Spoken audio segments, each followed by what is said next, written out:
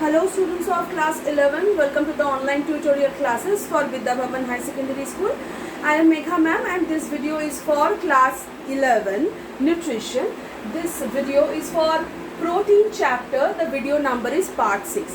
In the previous video I have discussed about the functions of protein. Today I will start with the protein deficiency and excess. Okay.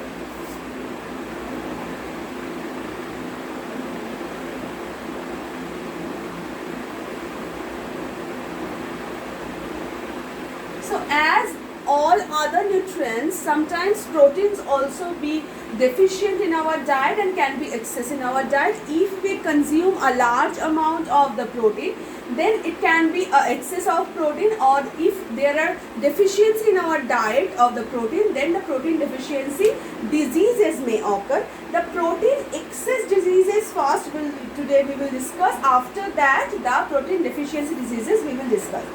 Proteins are important chemicals and the compound that are needed for the body for in the correct amount. Every nutrient that you know in our body, it's needed in the correct amount, not very much, not very low.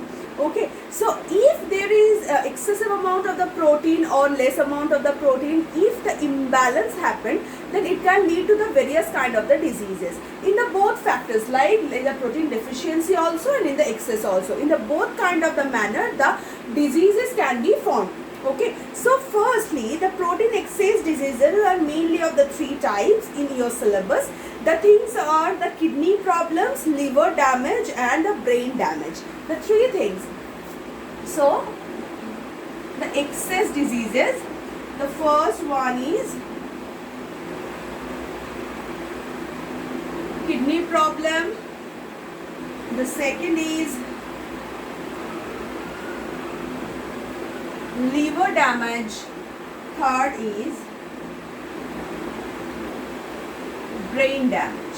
So there are three kind of the things are present. So the first is the kidney damage. So excess protein, as you all know, it is very harmful to our body. So as these things are get digested, and these things are actually, the kidneys are mainly the responsible for the excreting of the nitrogenous waste. As you know, the protein have the nitrogen compound along with the carbon, hydrogen, oxygen.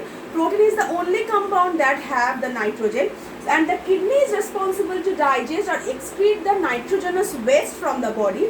So if there are excessive pressure of the proteins happens, then the kidney have to work more effectively, and if it have to work like excessively, then the kidney problems can occur. So kidneys are the organs of the body that are responsible for excreting nitrogenous metabolic waste products from the body. What are the nitrogenous waste products? Like urea, ammonia, etc. Okay, this kidney would be overbounded if proteins are in excess. As I told you, if we give the excessive pressure of the protein, the kidney have to digest or work on them in a very large amount, and then it can produce some of the diseases or some of the dysfunctions. Sorry, the kidneys would be sorry. The kidneys can be overbounded if the proteins are excess. The protein catabolism would lead to production of the nitrogenous waste like urea, uric acid, creatinine, etc. As I already told you, what are the nitrogenous waste? Urea, ammonia, and you can say creatinine. These are the common nitrogenous waste can be produced in the kidney.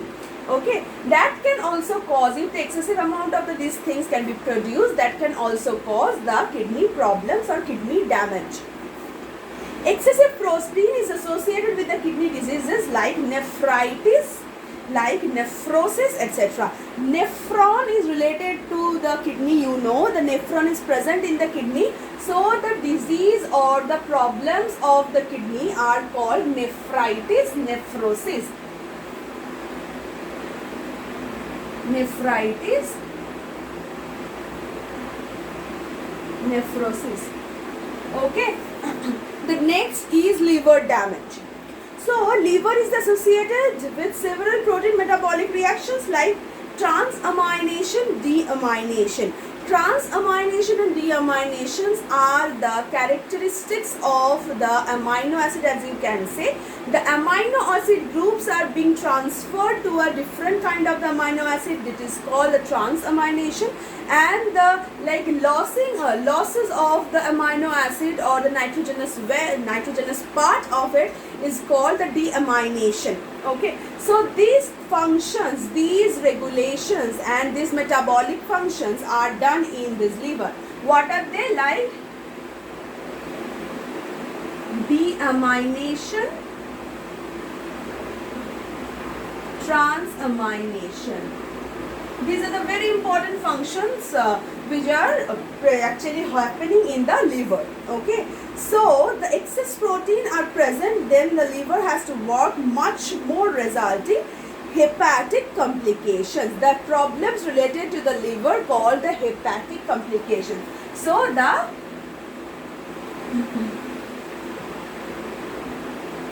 hepatic complications may be seen.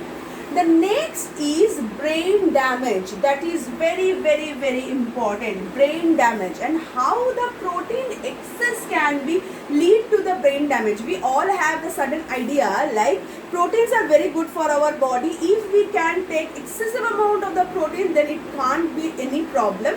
And the who are doing this gyms and everything, like they who are taking care of their health and their working out, they took excessive amount of the protein. They actually don't know how can it be dangerous for them. Okay, the regulatory amount or the controlled amount of the protein consumption is very much important, not more and not less. Okay, so the brain damage, how excess protein catabolism is responsible for the production of urea, ammonia, and it accumulates in the brain. The excessive amount of this urea, like NH3, can be accumulated in the brain and it can cause the brain damage. It is called the encephalopathy. Encephalopathy.